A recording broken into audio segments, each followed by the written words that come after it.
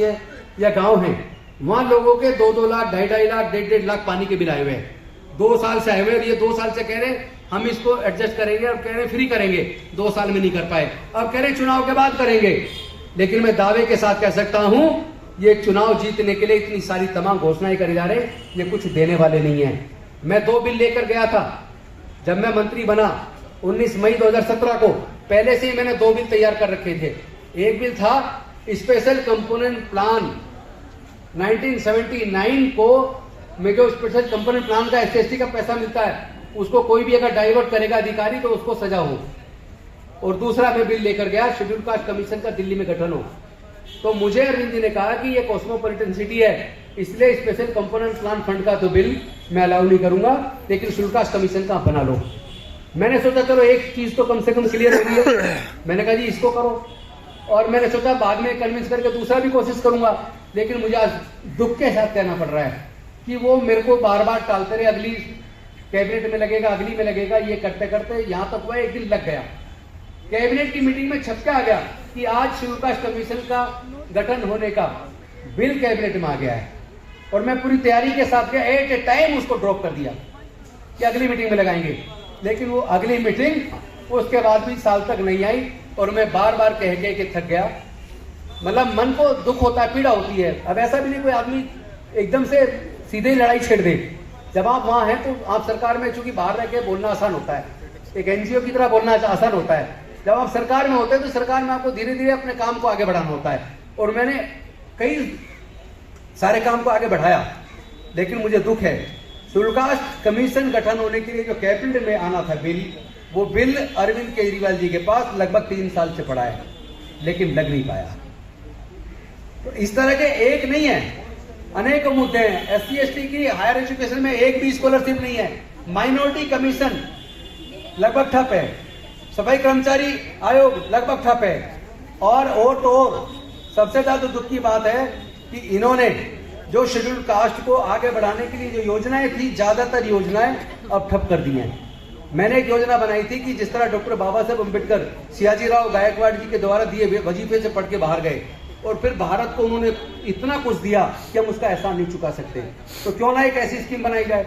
मैंने एक ऐसी स्कीम दिल्ली में बनाई, higher education in abroad, financial assistance scheme higher education in abroad. और उसमें उस वक्त के हिसाब से हमने बनाया कि 5 लाख रुपए 1 साल का, 4 साल का 20 लाख रुपया। वो स्कीम मैंने पास की, लागू हो गई। 2 बच्चे आए, मैंने पूछा भाई क्यों नहीं आ पा रहे, पता लगा कि फीस ज्यादा है, 5 में काम नहीं चलेगा, जितना खर्चा आता उतना होना चाहिए। मैंने कैबिनेट में तैयारी कर दी, उसका पूरा की पूरा खर्चा उठाएंगे, 100 बच्चों का विदेश पढ़ने का। अरविंद जी को मैंने बोला, मैंने कहा इसलिए बच्चे कमा रहे हैं क्योंकि बाहर का खर्चा ज्यादा है, इसको आप जितना खर्चा आता उतना कर दें, चाहे 100 बच्चे मत करो, आप 50 बच्चे कर दो, 50 चले जाएंगे विदेश। उन्होंने कहा हाँ इसको करेंगे, अगली बार करेंगे, अगली बार करेंगे, करते करते टालते उन्होंने पूरे 2 से 2.5 साल निकाल दिए, लेकिन वो स्कीम नहीं बनी। और आज उन्होंने पीछे अभी 1 महीने पहले प्रेस कॉन्फ्रेंस करके कहा कि हम बच्चों को विदेश पढ़ने भेजेंगे, पूरा खर्चा उठाएंगे। अरे भाई आप आज कह रहे हो जो चुनाव आ गया वोट के लिए, मैं तुम्हें 2 साल से करूं तो मेरी बात क्यों नहीं सुनी? क्या मैं गलत था? या तो मुझे कहो कि गौतम जी गलत थे, या फिर तुम कहो तुम केवल वोट लेने के लिए कर रहे हो, तुम्हारी नियत उनको देने की नहीं थी। यह आपको स्वीकार करना पड़ेगा। मैंने कहा कि उनके बच्चों की फीस माफ कर दो, मुझे 150 करोड़ दे दो कि जो आपका इंजीनियरिंग कॉलेज है, आपको लॉ कॉलेज का नहीं बताया मैंने, नेशनल लॉ यूनिवर्सिटी द्वारका 5 साल की लॉ कोर्स है, दिल्ली सरकार का है, वहां पे 1 साल का खर्चा 3.5 लाख है, फीस ही फीस, हॉस्टल का, किताबों का, ट्रांसपोर्ट का, बाकी खर्चे अलग हैं। यानी कम से कम 5 लाख 1 साल का चाहिए। 5 साल का 5×5 25 लाख कहां से आएगा भाई? SC/ST के 99%, OBC माइनॉरिटी के 98% लोग ये पैसा दे नहीं सकते। यानी कि आपका कौन सा शिक्षा का मॉडल है कि आप गरीब बच्चों को पढ़ाना ही नहीं चाहते, आप उनको बेवकूफ बना रहे हो। तो साथियों, मैं तो दिल्ली के लोगों, आपके माध्यम से दिल्ली के लोगों तक ये बात पहुंचाना चाहता हूं। आप लोग को तय करना है कि छोटे लालच में महिलाओं को बसों में यात्रा फ्री कर दी, 200 यूनिट बिजली का फ्री कर दिया, पानी 20 लीटर फ्री कर दिया।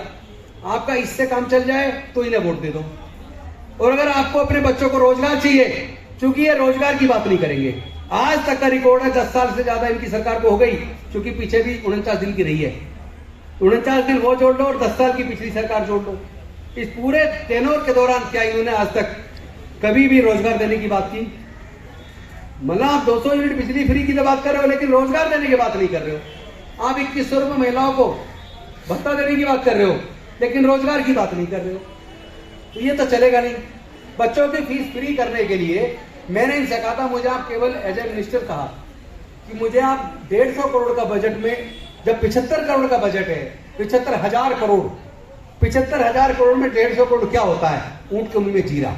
मैंने कहा मुझे केवल 150 करोड़ का फंड दे दो, हायर एजुकेशन में जो गरीब बच्चे पढ़ते हैं मैं उनकी पूरी की पूरी फीस सरकार से जमा करवा दूंगा। जो बच्चे विदेश पढ़ना चाहते हैं उनको 100 बच्चों को विदेश की पूरी डिग्री का खर्चा उनका विदेश का मैं अपने विभाग से मैं कर दूंगा। मुझे केवल 150 करोड़ दे दो, लेकिन मुझे 150 करोड़ नहीं दिया।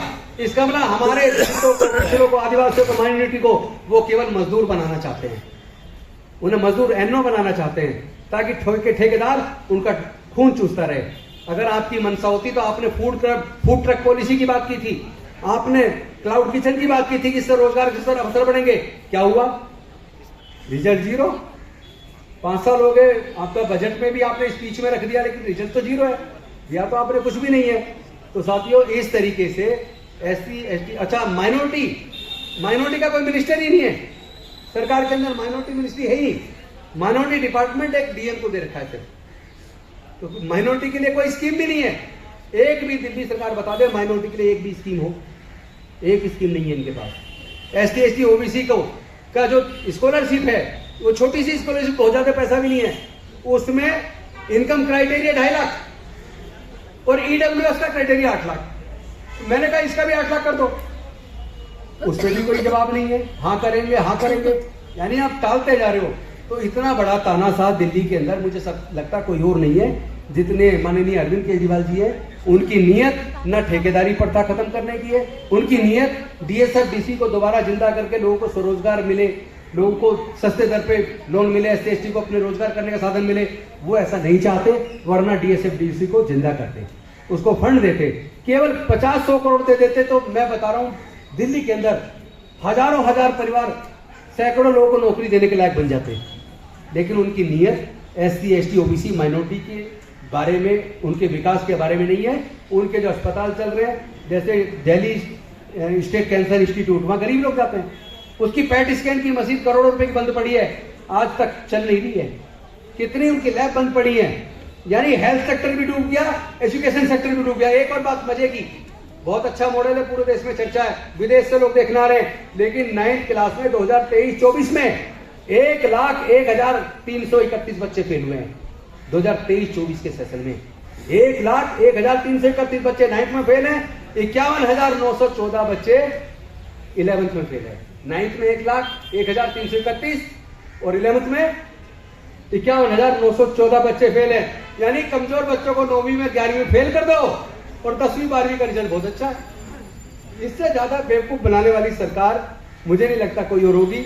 मुझे शर्म आती है कि मैं ऐसे लोगों के साथ मैंने काम किया जो लोग कह कुछ रहे, कर कुछ रहे, कहते थे कि हम तो आम आदमी हैं, हम राजनीति करना नहीं, राजनीति बदलना है। लेकिन अब पता लगा राजनीति बदलने की बजाय अब प्योर राजनीति कर रहे हैं, केवल छोटे छोटे लालच देके।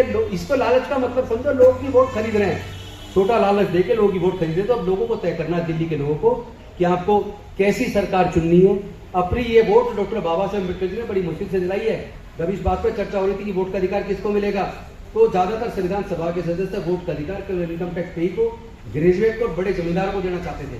लेकिन डॉक्टर बाबा साहेब अम्बेडकर जी ने बड़ी मुश्किल से उनके पूरे खिलाफ जाके मजबूती के साथ डट के सबको वोट का अधिकार दिला। One vote one man, one vote one value. अब ये वोट ही आपके पास, इसे भी छोटे छोटे लालच में आप ऐसी गंवा दोगे तो आपके बच्चों के ना तो रोजगार के साधन होंगे, ना आपके बच्चों को हायर एजुकेशन की कोई व्यवस्था होगी। इसी तरह आपकी वोट का डाका डाला जाएगा, इसी तरह आपको बेवकूफ बनाया जाएगा। इसलिए ये बात हमारे केवल इस चैनल पर बोलने से नहीं होगी, और ये हमारी नीयत है कि लोग सोच समझ कर वोट दें। मनुवादियों को, देशद्रोहियों को और देश के संविधान के खिलाफ काम करने वालों को वोट नहीं देना चाहिए। लेकिन आपका सहयोग चाहिए ताकि ये बात दिल्ली के देहात के कोने कोने तक जाए, ताकि लोगों को समझ आए कि उनके साथ क्या धोखा हो रहा है।